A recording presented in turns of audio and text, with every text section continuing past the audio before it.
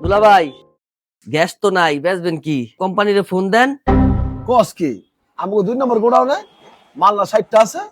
2 number গোডাউনে তো 60টা আছে, 3 নাম্বার গোডাউনে তো মাল নাই।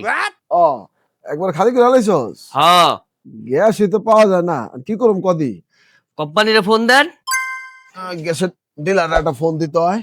ও পরাণের পাখি করো খালি নাচা নাচি। আসসালামু আলাইকুম বস। বস একটা মালও নাই বস, গোডাউন খালি বস।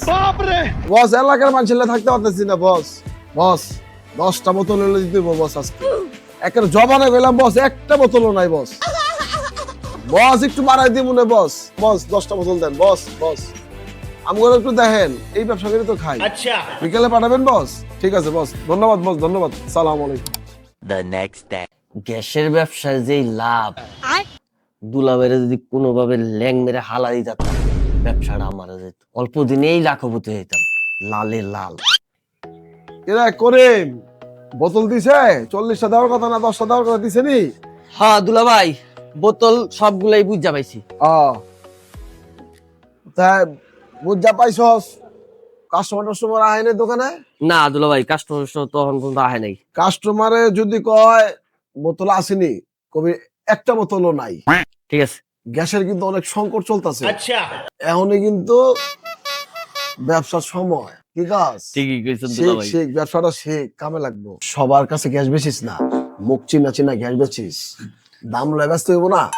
তোমার অনেক বেজেলের লোক আছে, সাংবাদিক আছে, ভোক্তা অধিকারের লোক আছে, বুঝছ নাই? মুখ চিনা চিনা বোতল বেচবি, বুঝছস? ঠিক আছে ঠিক আছে। আসসালামু আলাইকুম ভাই। ওয়ালাইকুম আসসালাম ভাই। আমার একটা গ্যাসের বোতল লাগে জি। ভাই লাগলে তো হইব না ভাই, বোতল করতে দিমু। 1 মাস যাবত কোনো বোতলই নাই, একটা বোতলও পাই না। ব্যবসা আমার লাড়ে উঠছে। আমার এই ভাই অবস্থা খারাপ, মনে হয় চাইলে কিনতাম না, যে অবস্থা চলতেছে। একটা গ্যাসের বোতল ব্যবস্থা করে দেন না ভাই। গ্যাসের বোতল পাবো কে কোন? গ্যাস সব মানুষের পেটের ভিতরে টিকে গেছে, মানুষের কাছে সব হসপিটালে।